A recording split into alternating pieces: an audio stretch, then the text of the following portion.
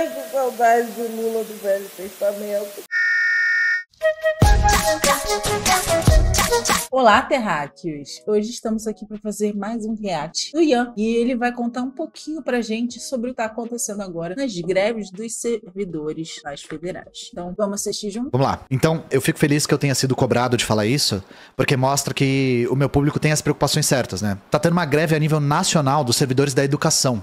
Caso vocês não saibam, né? E é lógico que a gente viu a mídia jogando a população contra os grevistas, liberal chato criando um monte de espantalho, jogando a população também contra os sindicatos, que é uma coisa que é comum, tá, gente? O que é importante pra mídia, pra linha auxiliar da burguesia e coisa que o valha, de fazer em momento de greve, é dizer que a greve é irresponsável, que ela tá prejudicando a população, prejudicando seja lá quem precisa usufruir desse tipo de serviço. E isso tudo sem analisar quais são as demandas dessa greve? Quais são as reivindicações? E aí eu falo uma coisa pra vocês.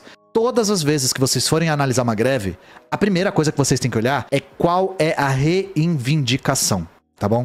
Dica geral. Qual é a reivindicação e por que essa reivindicação está sendo feita? Porque é muito raro uma categoria, várias categorias inclusive, entrarem em uma greve dessa escala tendo uma reivindicação trivial. Não é nada trivial essa reivindicação. Então, provavelmente o que mais causa greve, em qualquer lugar do mundo, seja ajuste salarial. Então, a demanda dos grevistas é que o governo aumente o salário em 7% por 3 anos. Então, 7% esse ano, 7% em 2025, 7% em 2026.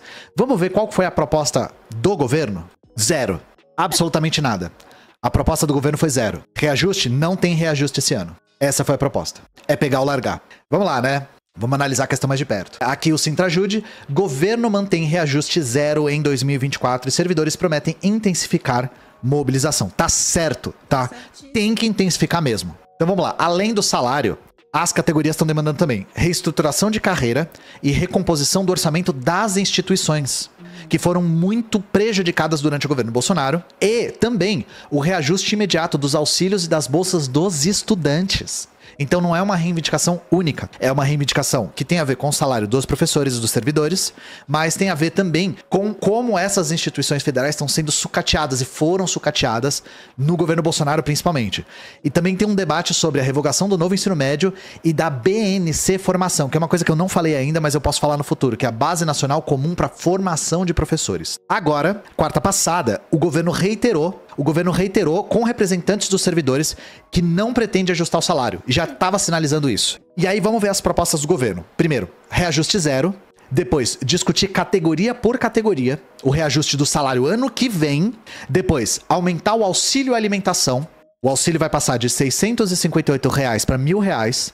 O auxílio de saúde médio de 144 para 215 e o auxílio creche de 321 para 484. E mais uma condição, a mais bizarra de todas, que é, o governo disse, depois disso, quem entrar em greve, a gente suspende a negociação. Então, se depois dessa negociação uma categoria entrar em greve, o governo vai suspender a negociação com a categoria que entrou em greve. E horas antes dessa reunião, o Haddad disse, acho que numa conferência de imprensa ele falou, o orçamento de 2024 já está fechado e que para ano que vem ele precisa avaliar, preciso avaliar se vai ter margem para reajuste nos próximos anos. Foi isso que ele falou. Gente, vocês entendem que o Brasil é um país financeiramente soberano? A gente produz a nossa própria moeda e a gente não precisa simplesmente criar um plano de governo para limitar os nossos gastos? Com saúde e educação, sabe? Esse é o tal plano aí do Haddad, que é igual ao teto de gastos do Temer, só que ele mudou o nome. É a mesma coisa, você imagina. A pessoa tem dinheiro infinito para fazer tudo que puder para melhorar a casa dela. Fez ali no The Sims o macete, Mother Lodge, botou lá dinheiro infinito para construir a casa. E aí imagina que ela mesma contratou alguém para ajudar a construir a casa dela. O dinheiro é infinito, tá? Lembra-se disso. E essa pessoa falou, ah não, a gente só pode gastar X. E aí eu falo, mas o dinheiro é infinito. Ela fala, mas não, eu escolhi que vai ser melhor pra nossa casa aqui gastar só X. Ah não, mas eu tenho infinito para gastar para cada melhoria. Mas não, vou gastar X. É isso. Eles fizeram o próprio limite de gastos para eles mesmos e quem se fode não são eles, somos nós. Olha que legal. Mais uma vez, organize seu ótimo. Então a questão é, Esse ano o Haddad falou, tá fechado. Ano que vem ele falou, a gente vai ter que Deixa eu tirar minha cara da frente do Ian. Porque o Ian, né? Desses o Ian, ele olha onde ele vai ficar a câmera e eu que me lasco. ver. Vai ter que ver. Vamos ponto a ponto das exigências e das propostas do governo. Primeiro de tudo, a demanda é 7%. O governo ofereceu 0%. Segundo, discutir Vocês viram que eu acabei de mudar a câmera, né? categoria por categoria. Por que o governo tá fazendo isso, gente? Vocês têm uma hipótese? Por que o governo tá preocupado em discutir categoria por categoria? Isso aqui é uma tática clássica, tá, gente? Pra enfraquecer as categorias. Pra separar as categorias, pra que elas não se unam numa greve unificada. Isso aqui, ó, é negócio antigreve clássico. Clássico. É dividir pra conquistar, ó. E já existe desde que existe greve. Esse negócio. Então, primeiro ponto pra vocês prestarem atenção. Segundo, o governo propôs aumentar os auxílios. Por quê? Por que o governo se recusa a aumentar o salário, mas propôs aumentar os auxílios, inclusive no auxílio alimentação, quase dobrar? Primeiro que eu não vou entrar no mérito de se esses valores aqui são dignos. Eu posso antecipar que não são, tá? Esses valores aqui dos auxílios são muito baixos, para começo de conversa. Mas mesmo assim, por que eles propõem aumentar os auxílios e não o salário? Qual que é o problema?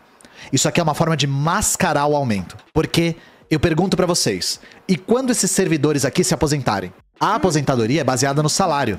Pra onde que vai o aumento do auxílio? Pra lugar nenhum. Desaparece. Isso aqui, ó, que o Fernando Heleno falou. Auxílio não entra na base do cálculo de aposentadoria ou qualquer outro reajuste. Isso aqui é uma forma de mascarar o aumento. Sacaram? Mais uma coisa, né? Essa demanda de dizer que o governo vai encerrar as negociações com categoria que entrar em greve é um negócio de um escárnio, gente. A gente tá falando do Partido dos Trabalhadores, tá? A gente tá falando do Lula, que é uma figura que surgiu como uma figura política relevante durante as... Ai, que saudade do Lula do Velho Testamento, cara. Na moral, quem botou esse clone neoliberal no poder agora? Eu não queria, não. Foi isso que eu pedi. Não foi isso que pedi. Pedi o Lula do Velho Testamento. Sindicalista. Era esse que eu queria. Mas entrou o clone neoliberal, aí é foda, né? Vou falar mais uma frase aqui. Nossos sonhos não cabem nas urnas. Não sei quem foi, mas quem sempre repete é meu maior herói desse mundo, João Carvalho, né? Greves do ABC. Essa coisa de é isso que a gente tem pra oferecer, senão a gente não oferece nada, tem nome, tá? O nome disso é chantagem. O nome disso é chantagem. O governo está chantageando os servidores. E aí o Lula falou a respeito das greves, abre aspas, a gente pode até não gostar, mas elas são direito democrático dos trabalhadores. Não tenho moral pra falar contra a greve. Nasci nas greves e sou obrigado Pelo menos isso, né? a reconhecer. Bom, sabe o que isso aqui significa, gente? Sabe o que significa o Lula falar isso? Porra nenhuma, irmão. Não significa absolutamente nada. Porque os representantes do governo sentam nessa mesa e chantageiam os servidores. Então que se foda o discurso do Lula. Pode falar o que ele quiser, o quanto ele quiser, quantas vezes ele quiser. Então vamos lá, vamos falar das categorias que estão em greve. Começou com isso aqui, ó. Servidores das universidades federais entram em greve apesar de reconhecer avanços do governo atual. Categoria cobra plano de carreira e afirma que reajuste salarial não repôs perdas acumuladas desde a gestão Temer. Então, dia 11 de março, os técnicos administrativos em educação entraram em greve em 30 universidades. Esse aqui foi o começo. Nessa época eu fui cobrado e não falei, e eu acho que foi certo porque a greve foi se intensificando com o tempo. Então valeu a pena esperar um pouco pra falar sobre. Em abril, teve mais gente aderindo, ó. Vamos lá. Greve deve paralisar 230 colégios e institutos federais de 18 estados a partir dessa quarta-feira, dia 3 de abril. Sindicatos dos professores e servidores técnicos aprovou paralisação há uma semana por reajuste salarial. Então mais gente começou a aderir. E aí a gente chega no dia 15, essa segunda-feira, que foi quando a coisa escalou muito, porque foi depois dessa reunião. Greve nos institutos federais ganha força e tem adesão de universidades. O que aconteceu? O governo tentou chantagear os servidores públicos e eles falaram assim, a gente vai aumentar a greve. Aumentar a greve. Vai ter mais greve. E tá certo. Tá certo. Tem que aumentar. E na hora da chantagem é que tem que aumentar mesmo. Essa é a nossa forma de mostrar que a gente que tá no poder dessa porra. Tá pensando o quê? É a gente que faz o trabalho. É isso. Se o trabalhador não vai trabalhar, quem se fode não é o trabalhador, não. É o patrão. E é isso que a gente quer, que eles se fodam. O poder tá na nossa mão. Quem trabalha é a gente, porra. Entende isso? Entende que o poder tá na nossa mão. E a gente, se usar esse poder direito, pode mudar essa realidade de merda que a gente vive. Tá ligado? Pegou a visão? Vamos usar os números. Sindicatos, eles deram informações ligeiramente diferentes, que é o que tá nessa matéria. A gente tem entre 15 e 21 universidades em greve. Não temos certeza absoluta dos números. Porque, vou mostrar pra vocês até, né? Ó, uma é segundo a Andifes e outra é segundo o Andes, que são 2 sindicatos diferentes. Então eles estão dando números diferentes.